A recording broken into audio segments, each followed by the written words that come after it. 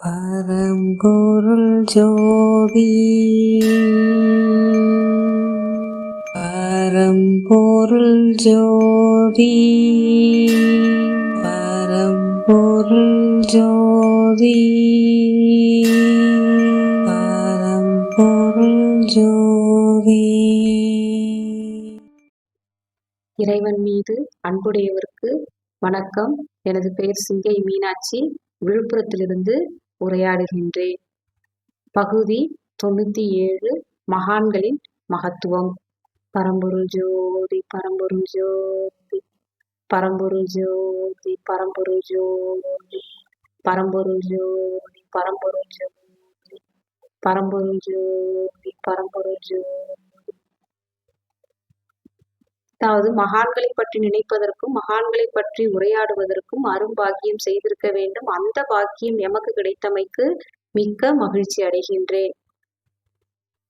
அதாவது மாணவர்களும் ஆசிரியரும் பற்றி உரையாட இருக்கின்றேன்.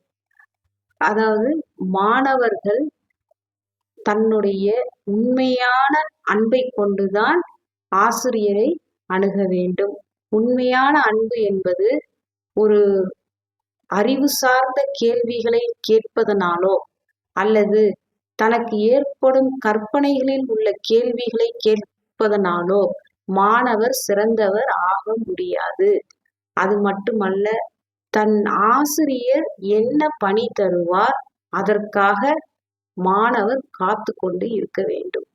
எப்பொழுது எந்த பணி சொன்னாலும் அது நிச்சயமாக மாணவரின் நல் வாழ்க்கைக்கும் நல்ல பாதைக்கும் உகந்ததாக அமையும் என்பதை ஆழமாக நல்ல மனதில் பதிய வைத்துக் கொள்வதுதான் மாணவருக்கு சிறந்த பண்பு நலன் ஆகும்.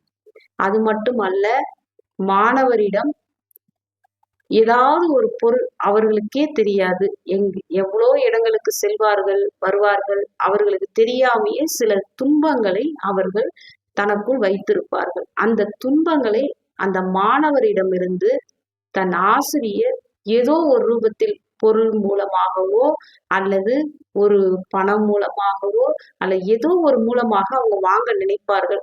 அதை வாங்க நினைக்கும் போது அவசியம் அதை கொடுக்க வேண்டும். சிலருக்கு சில பணிகளை கொடுத்து செயல்பட வைப்பார்கள். சிலருக்கு சில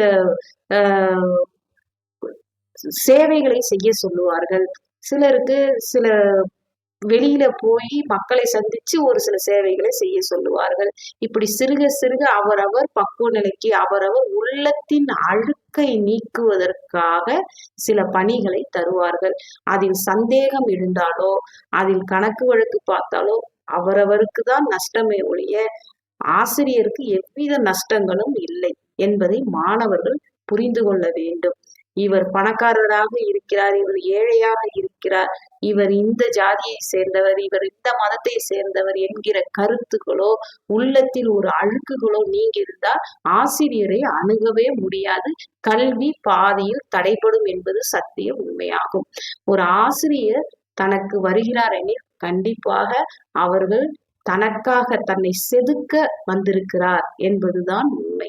தன்னை செதுக்கி நல் வழியில் கொண்டு செல்ல நல்ல ஒரு பாதையை அமைத்து தர தன் உயிரையும் காத்து தன்னால் பிறருக்கு பயனுடையதாக ஆக்கதான் இறைவனால் தரப்பட்ட ஒரு பரிசுதான் ஆசிரியர்.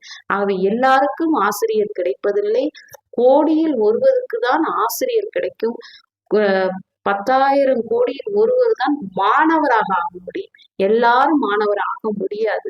காரணம், மாணவர்கள் என்பது ஒழுக்கத்தை உயிராக நினைக்க வேண்டும். ஒழுக்கம் தவறினால் உயிர் போய்விடும். ஆகவே ஆசிரியர் என்ன பணி எப்போ சொல்லுவார்? ஆகவே ஆசிரியர் தரும் பணிக்காக மாணவர்கள் காத்திருக்க வேண்டும். அதில் செலவுகள் இருக்கும். அதே போல் ஆசிரியர்கள் மொத்தமாக பணத்தை வாங்கி கொண்டு 5 லட்சம் கொடு 10 லட்சம் கொடு என்று வாங்கி வைத்து கொண்டு செயல்படுகிறார்கள் என்றால் அதை பற்றி நமக்கு எதுவும் தெரியாது. என்னை பொறுத்தவரையில என்னிடம் இருந்து கல்வி கற்பவர்கள் அவரவர் வேலைகளை அவரவர்களே செய்ய வேண்டும். அது மட்டுமல்ல, அவர்களுக்கு தேவையான உணவு முறைகள், பழங்கள், அது மட்டும் மருத்துவம் எல்லாமே அவர்களே செய்ய வேண்டும். ஆகவே ஒருவரிடம் கொண்டு போய் பணத்தை கொடுத்து நீங்க இதை செஞ்சு கொடுங்க அப்படிங்கிற வேலை இங்கே இல்லை.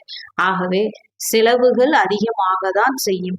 ஒரு மாணவர் உருவாக வேண்டுமென்றால் தனக்கு ஒரு வாரத்திற்கு 2000 முதல் 3000 வரை தன்னுடைய உணவு தேவைக்காக செலவு பண்ண வேண்டி இருக்கும். மாதம் 10லிருந்து 15,000 தனிப்பட்ட முறையில் தனக்கு என வைத்திருக்க வேண்டிய அவசியம் இருக்கும். இதுதான் உண்மை. அது தவிர அவர்கள் பயணங்கள், அது மட்டுமல்ல, அவர்களுக்கு தேவையானதெல்லாம் அவர்கள் வாங்கிக் கொள்ள அவர்கள் சம்பாதித்து வைத்துக் கொள்ள வேண்டும். இதையெல்லாம் ஆசிரியர் பக்கத்தில் இருந்து செய்ய மாட்டார்கள். இதெல்லாம் ஆசிரியர் இலவசமாக செய்ய மாட்டார். எந்த ஆசிரியரும் இலவசமாக கல்வி கத்துக் கொடுக்கணும்னு நினைக்கிறது மிக மிக தவறு.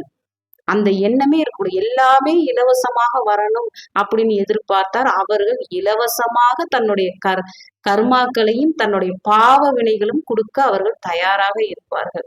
அதெல்லாம் சுமக்க தயாராக இருக்க முடியும் என்றால் இலவசமாக போய் பெற்றுக்கொண்டு அவர்களுக்கு சேவை செய்து கொண்டு அவர்கள் பின்னாடியே சுற்றலாம். ஒன்றும் தவறு இல்லை. ஆகவே ஒரு விஷயம் சொல்கிறார்கள் என்றால் அதுல 1008 காரணங்கள் இருக்கும். அது என்னவென்று முழுமையாக கல்வி அறிவை பெறாத வரை குழப்பமாகத்தான் இருக்கும். ஆகவே எக்காரணத்தை கொண்டும் ஏமாற்றுவது ஆசிரியரோட, உண்மையான ஒரு ஆசிரியரோட பணி இருக்காது. ஆகவே மாணவர்கள் பயப்பட வேண்டிய அவசியம் இல்லை. அவரவர் வேலையை செய்யும் போது அவரவருக்கு செலவுகள் அதிகமாக இருக்கத்தான் செய்யும். அதை அவரவர் செய்து அனுபவத்தை பெற்று நல்ல அறிவோடு வாழ வேண்டும் என்பதுதான் இறைவனின் விருப்பம்.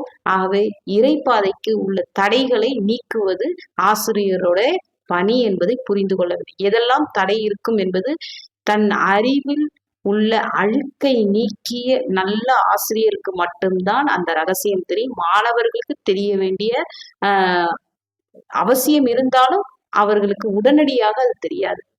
காரணம், பால்வாடி வகுப்பில் சேர்ந்து கொண்டு PhD அளவுக்கு எனக்கு கல்வி அறிவு வேணும்னு ஒரே நாள்ல கேட்டா கிடைக்காது. அதுக்கெல்லாம் காலம்தான் பதில் சொல்ல முடியும். ஆகவே அன்போடு பண்போடு இருந்து கல்வியை கற்றுக்கொள்ள வேண்டும் என்பதை அன்போடு தெரிவித்துக் கொள்கிறேன். நன்றி, வணக்கம்.